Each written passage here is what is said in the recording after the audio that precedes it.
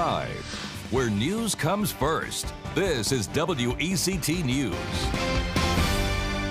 Well, good afternoon. I'm Kim Ratcliffe. Thanks for joining us for WECT News at midday.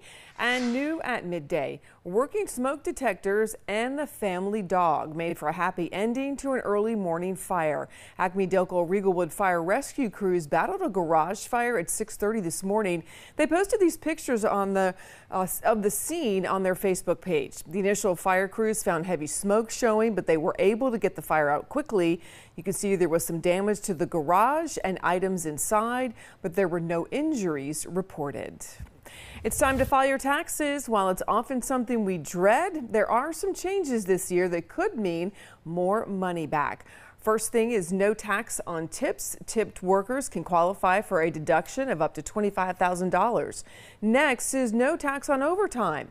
People who receive qualified overtime may be eligible for a $12,500 deduction. If you bought a car last year, you could qualify for a deduction of up to $10,000. There are a few criteria that would qualify you for that one. For example, the car had to be assembled in the U.S. The chief tax officer for Jackson Hewitt says for many people, a tax return is the single largest financial transaction, so it's important to use it to your benefit. It's a best case scenario to learn some best practices, being organized, filing early, paying attention to details that can perhaps put more money in your pocket. When you do those things, you'll save yourself hundreds, if not thousands, if not $10,000s of dollars over the lifetime of filing tax returns. You can get some free help preparing and filing your taxes. If you live in New Hanover County, the county has the Volunteer Income Tax Assistance Program. It's open to neighbors regardless of age with low to moderate income of less than $100,000 a year. And they have 3 locations. Some take appointments, others are first come, first serve. We have this information on our website for you and on our news app. Leaders in Ocean Isle Beach want to make turtle nesting season better. Commissioners are considering a request to switch some street lights with turtle-friendly lighting. They would replace up to 20 current bulbs with amber bulbs in hopes sea turtles will be less drawn to them and more towards the moonlit ocean. The Wrightsville Beach Planning Board will also hear a presentation on turtle lighting tonight and review a text amendment to residential lighting standards at their meeting. Council members in Carolina Beach meet today, and town leaders will continue a discussion on road safety with a proposed sidewalk extending from the lake to the Carolina Sands neighborhood. Another item on the agenda, a presentation and discussion on possibly creating a social district similar to the Brooklyn Arts District, which allows people over 21 to carry open alcohol containers from one business to another. Council meets tonight at 6 at Town Hall on North Lake Park Boulevard.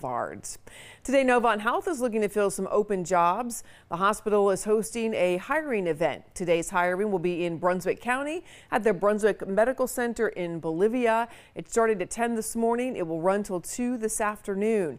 You do have to register if you're interested. We've got the phone number to call and the jobs available for you in this story on our news app. In Pender County today, a chance to learn about property reappraisals and what it means for their property value. Today, a town hall, Pender County leaders hope to teach people about reappraisals, which affect how property taxes are distributed. This town hall, the first of several set to come. It's at the town center in Burgaw and starts at 4:30 this afternoon. Also in Pender County today, the school board continuing to try and fight a bus driver shortage. We were told in October that the county operates with a daily shortage of 6 to 8 drivers. They say part of the reason for the shortage, the lack of access to required training from the state DMV.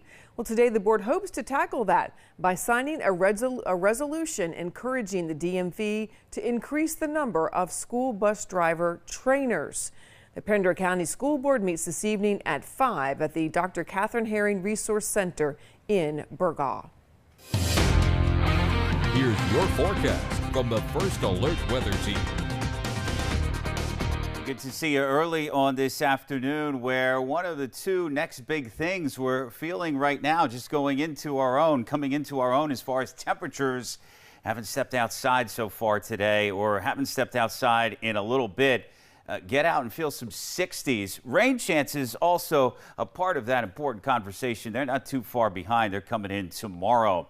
I charted the last time the temperature hit 50 degrees before today was February 6th, a few days ago, and then better part of 3 weeks ago was the last time, to reiterate that point, that we hit 60 in the port city officially. January 22nd. It's been a month since we hit 70. Now, I'm not sure that we're going to be able to cash that check today, but hey, Wilmington Airport leading the charge on the map here at noon, 66. So we'll see. Little refrigeration for some of the beaches instead of like lower and middle 60s. The rule is 50s to around 60, but everyone participating in a big and positive temperature change over the last 24 hours. Let's get you outside with sun working for us in the Brunswick Islands on your Easy Pro Express First Alert Skycam network. And this afternoon, sun's going to mesh with just a few innocuous clouds for a nice time for school bus drop off, after school activities, get off work, that kind of thing into this February evening.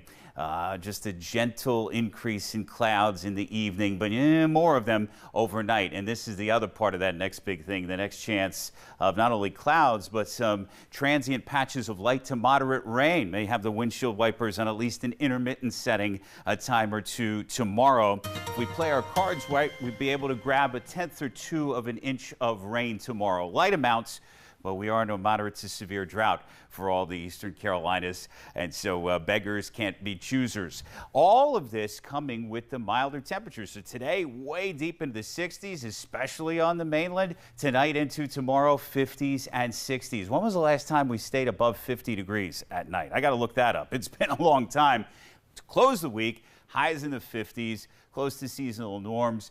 Valentine's Day weekend, President's Day weekend, having our next shower chances, keeping an eye on a system that's not really going to put its stamp on the Valentine's Day, President's Day itself, but in the middle there, Sunday night, our highest percentages. We'll keep an eye on that. Look at Kim, more 60-plus temperature opportunities to round out your 10-day forecast at days 8, 9, and 10. New times we're in. Back to you. All right, Gannon, thanks very much. The March primaries are coming up fast. How well do you know the candidates? Well, tonight, WECT will host another political forum. This one is at Leland Town Hall and features Republican candidates for Brunswick County Sheriff, plus the District 15 District Attorney race. It all starts at 6. You can come in person or stream it live on WECT.com, our Facebook and YouTube pages. Early voting kicks off this Thursday, so starting at 8 o'clock Thursday morning, you'll have until the end of the month to cast your ballot in person. If you want to request an absentee ballot, you'll have until next week, February the 17th at 5. Primary election day is Tuesday, March the 3rd. Plans for 1,000 new homes in Brunswick County on hold today. County commissioners, or one county commissioner tells us they're not happy with the plan. The proposed development, called Cherry Tree in the Winnebago area, plans to build 1,000 homes along Cherry Tree Road. The planning board voted to continue hearings about it. Neighbors last night's meeting say they're worried about overdevelopment and the plans would build on top of unmarked grave sites.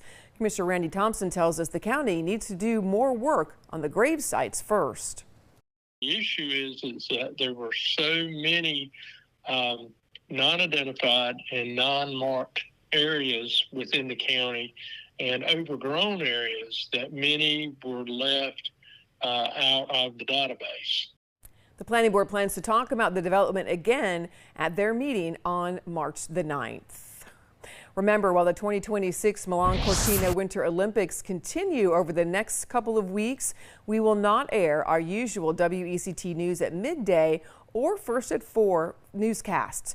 But we will still bring you your top stories and weather updates at noon and 4 on a live stream. You can watch on our website, Facebook, and YouTube pages. That'll do it for WECT News at midday right now. We hope you have a great afternoon. Stream one-on-one